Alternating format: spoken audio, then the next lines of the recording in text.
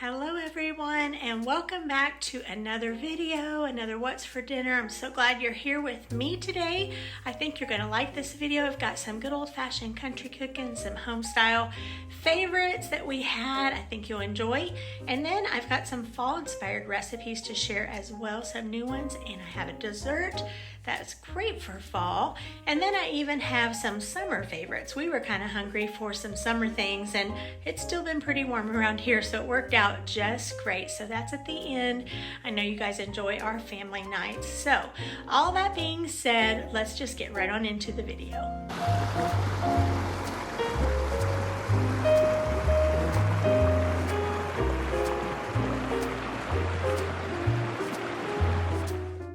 We're going to start with this meal right here, which absolutely hit the spot. This is probably one of the best meals I feel like I've had in a while. It just was what I was wanting. You know how that is. If you're hungry for something, it just tastes so good. All right, I'm going to start off here with making a pan of cornbread. I always use this same iron skillet. My mom gave it to me when I got married. I don't follow a recipe for cornbread. I make it the same way every time though, but I just don't measure. But I have showed it on my channel several times. And yes, look at this. Right after I finished getting the cornbread in the oven, I dropped the spoon and cornbread splashed all over the cabinets, all over the floor. Oh, I had the dropsy that day, I think. All right, to go along with it, I'm going to fry up some cabbage. So just removed the outer leaves of the cabbage. I'm just going to get this cut up. I usually cut it up about the same way every time. Sometimes I make it a little finer slivers of cabbage than I did this time around, but got it cut up nonetheless. I'm going to get that in the skillet with just a little bit of bacon grease heated up. I'm going to get a little fry on that, and then I'll get some seasoning, and then I just kind of turn it down. Sometimes I add in water to finish it off by kind of steaming it. It just depends how I'm feeling in the moment. Nonetheless, I love fried cabbage, cooked cabbage, so delicious.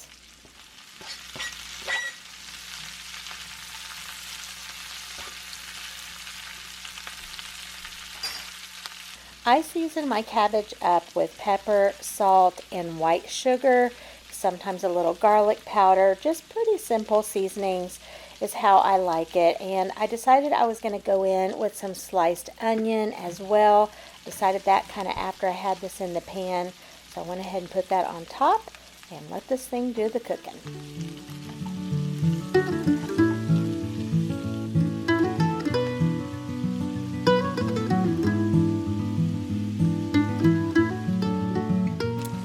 Here it is, just about to the finish point here. So delicious. This is cooked up just exactly how I like it.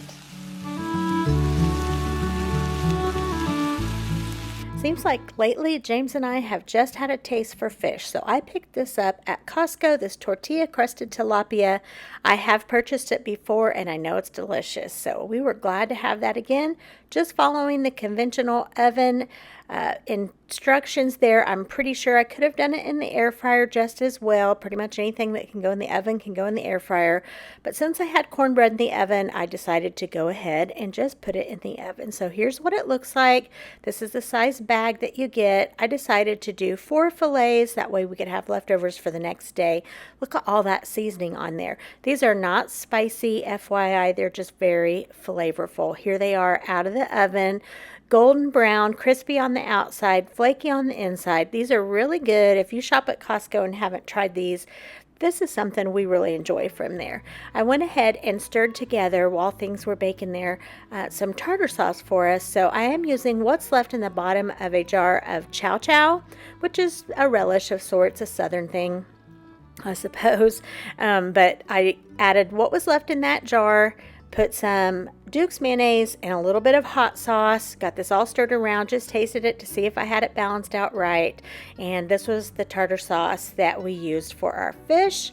And kind of like a tartar, it looks like a remoulade sauce, but oh, so good. And then here's the cornbread out of the oven. I'm so proud of myself that I made a little bit of a smaller cornbread this time around. It's hard to do, but I really tried hard to, and I made a little bit of a smaller one.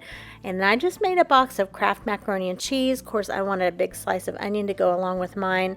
And like I said, this absolutely hit the spot. Good old Southern cooking. Good morning, everyone. I am getting this in my crock pot this morning. I have this roast here. It is a chuck roast. I'm not sure on the weight on it. It's not a great big one. You can see here it's not real thick. I'm gonna get this into my crock pot. I am making a Bavarian beef pot roast.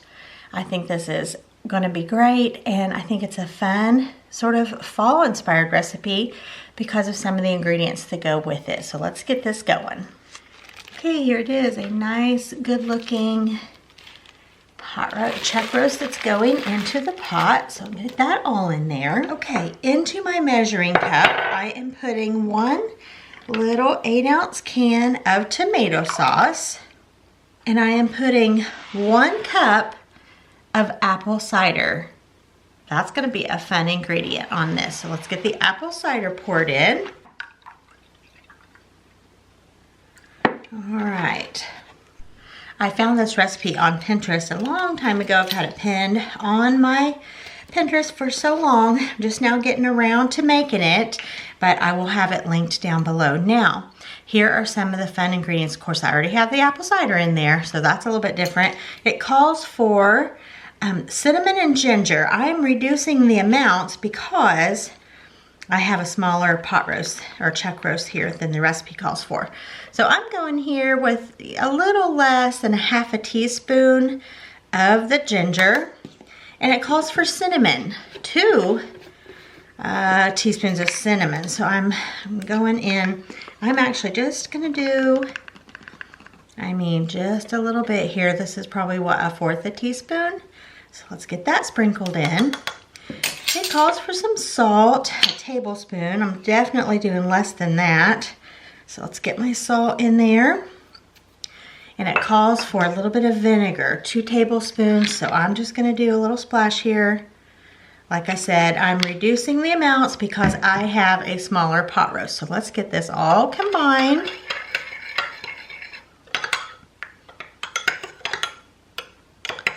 This is definitely an interesting mixture. My husband James loves these kind of flavors. Bavarian food he loves. I think this is probably going to be really good. And we make roast a lot around here, so it's nice to have a different recipe every now and then. All right, I think we're looking good. We're going to get this poured over the roast. I did not reduce the amount of tomato sauce because a little 8-ounce can is just a little 8-ounce can. I'm not going to use just a portion of that and have just a little bit left. It also didn't call for pepper, but I want to add in pepper. Okay, so let's get this poured over top. I just really kind of wanted to reduce back on the vinegar, the salt, and the ginger and cinnamon. For one, I'm not sure that I'm gonna love a real heavy ginger and cinnamon flavor, so I wanted to reduce back on that for sure. And then it also calls for some diced onion. So I'm gonna just I think I'm just gonna do this just for to save time today.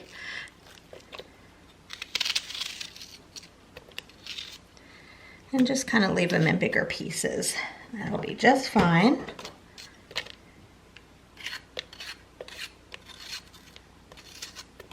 Okay, we've got this together. We're gonna get the lid on it and put it in the crock pot base. We're gonna let this go for about 6-7 hours on low. You guys, I just walked in the door, been gone all day, and it smells heavenly in here. Wow, it looks good. It smells really good. I am so excited to try this. So the last thing it says to do is to make a little cornstarch slurry to pour in here. So I'm gonna go ahead and do that now with a little bit of cornstarch and cold water. When thinking about what I was going to serve with this, I pulled this from my pantry. James picked this up at Menards a little while back. Traditional Polish salad. It just kind of looks like a chow chow or a pickled slaw, and that's actually what it tasted like. It was very good, very mild, but really good flavor. And then I pulled out a can of stewed tomatoes and a box of macaroni. Yes, macaroni and tomato is what I'm going to make to go along with this. So I just cooked up my macaroni, poured in this can of stewed tomatoes, and as I'm stirring it together here, I kind of just broke the tomatoes down maybe in half or so, just to break the pieces up a little. James likes to add hot sauce to his. Growing up, strangely enough, when my mom made these, she added sugar. And I know that's a little bit different and sounds kind of strange, but that's how I grew up eating it. But I didn't put any sugar in this. I just kind of salted, peppered, I think garlic powder. And then, like I said, James added some hot sauce to his.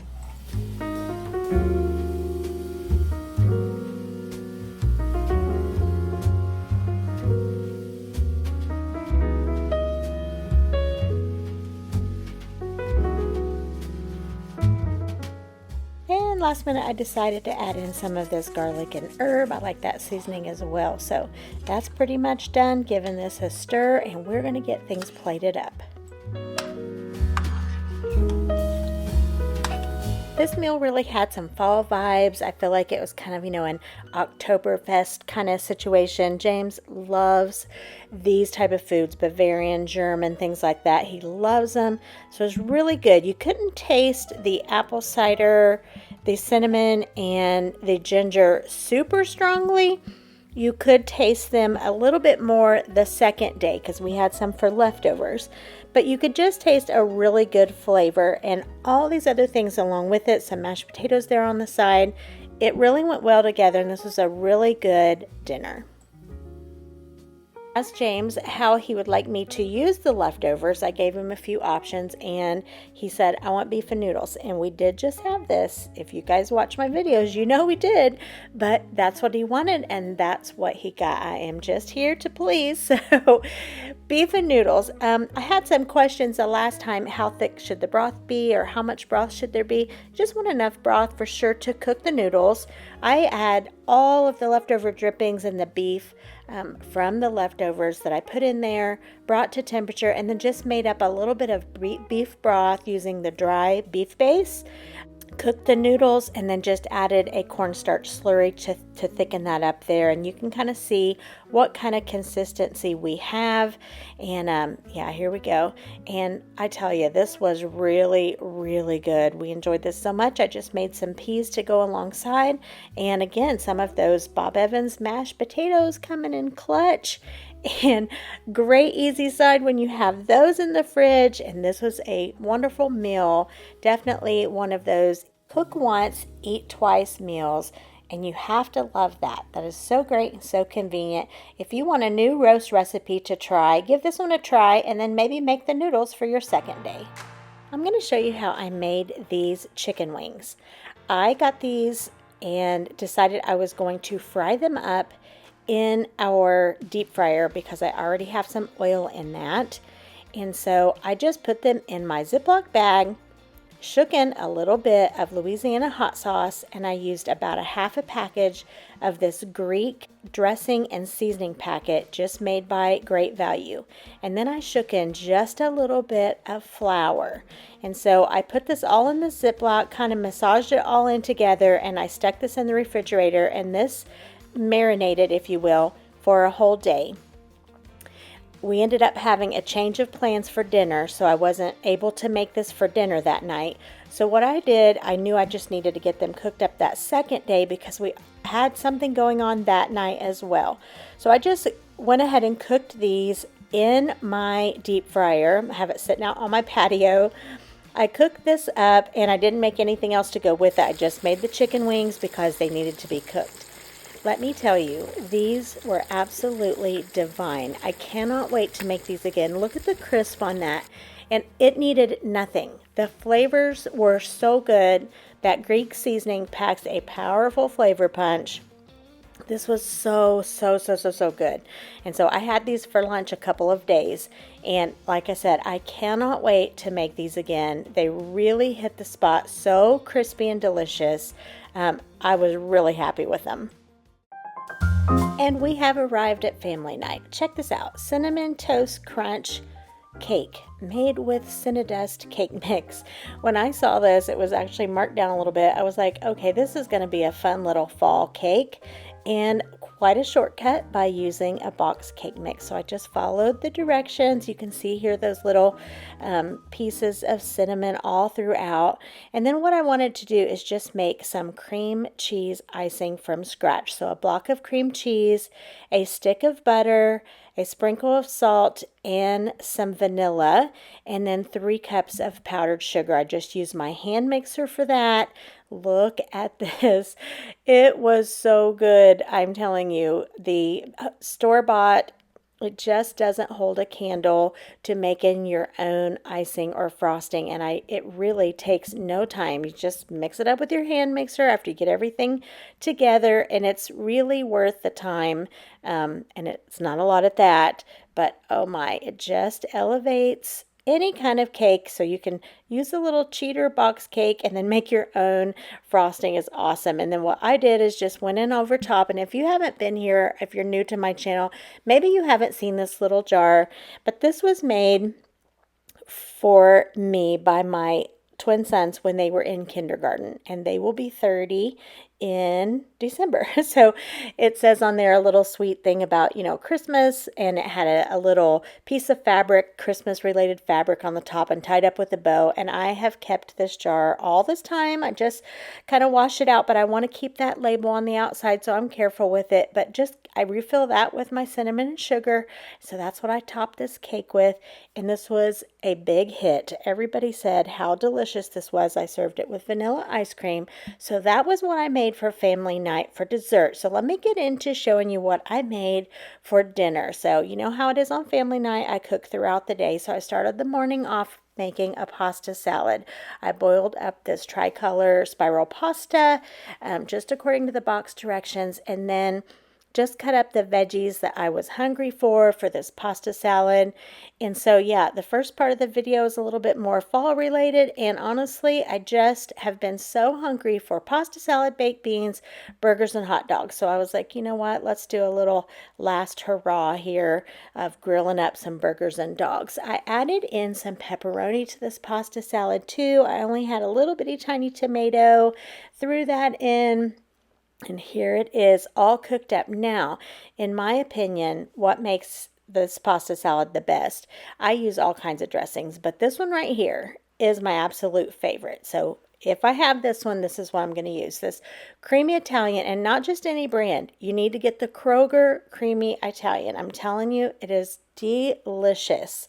It's very tangy. It just makes a great pasta salad. So I just put in a little bit to start, but I ended up using the whole bottle because I don't like a super dry pasta salad. I don't like one that's too saucy either, but the bottle worked out just to be the right amount. I also wanted some shredded cheese in this. I just made this, you guys, based on what I was hungry for. Now, my mother-in-law makes an amazing pasta salad. This one here, this McCormick's, I don't know if you use this or not, but this Salad Supreme, actually my husband's grandmother always used this in her pasta salad, and she always used spaghetti when she made hers. Black olives, yeah, it was her signature. So she made a good one. My mother-in-law makes a good one, but I have to tell you, this one tonight was so good. I was just hungry for it. Happy dance. It was just delicious. Like I said earlier, when you're hungry for something, it just sometimes will hit the spot. All right, these countryside barbecue baked beans, I picked these up at Aldi. It was a summer line of products that they had. These were delicious all by themselves. I did doctor them up a little, just used some bacon bits in the little package this time because I just didn't want to take the time to fry up bacon. A little bit of ketchup, a little bit of mustard, and some onion. This was sweet enough. It did not need any brown sugar whatsoever. So I just stirred this up and I baked this in the oven for about 45 minutes. And I like to give baked beans time to cool down because that's how they get thick and they're just not so runny all over your plate. All right, I also moved on to some deviled eggs, and I boiled up, a bunch of eggs, and just probably most all of you have your own special way that you make deviled eggs. but I just thought I would show you a clip or two here of getting these made. I like to always put hot sauce in mine and a little pickle juice and mayonnaise, Miracle Whip if I have it. That's how my mom always made it.